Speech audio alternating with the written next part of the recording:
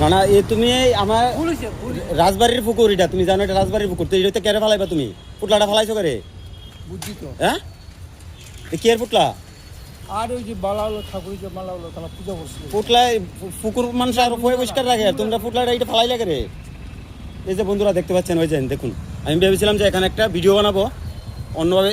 জায়গাটা আমাদের রাজবাড়ির পুকুর, এটাতে টানে একটা দেখুন, এই যে দেখুন একটা এখানে একটা ঢিল দিয়ে একটা পুটলা ফেলিয়ে গেছে। এটা কি উচিত বলুন? আমরা মানুষই তো সব কিছু নোংরা করে না, মানুষ কত খারাপ দেখুন। আর সব বন্ধুরা, আর যেটার জন্য ভিডিও করার প্ল্যান ছিল, এই যে বন্ধুরা দেখতে পাচ্ছেন এই জায়গাটার অবস্থা দেখুন। সো এটি কী জানেন বন্ধুরা, আমাদের যত যুব সংস্থা আছে সব নষ্ট করার জিনিস। এই যে দেখুন জায়গাটা দেখুন বন্ধুরা, কি অবস্থা। এখানে শুধু কোটা, এই কিছুদিন আগে স্বপ্না ফাউন্ডেশন শুভম দা দেখেছিলাম আমি, এখান থেকে ধরে নিয়ে গেছিলো একটা ভিডিও। সো শুভম দার জন্য কিছু এখানে অনেক কিছু হয়েছে বন্ধুরা। সো আমার মনে হচ্ছে যে তা না হলে পুরো দেশটা নষ্ট হয়ে যেত।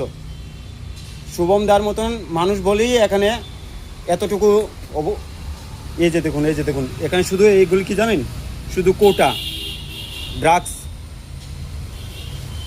সো বন্ধুরা, আমার চ্যানেলটা সাবস্ক্রাইব করে দেবেন। যদি আপনাদের এই ভিডিওগুলি ভালো লেগে থাকে তাহলে সাবস্ক্রাইব করবেন। এত সুন্দর জায়গাটা উনি দেখুন ডিল করে, এখান থেকে ডিল দিয়ে ওটাতে ফেলে দিল।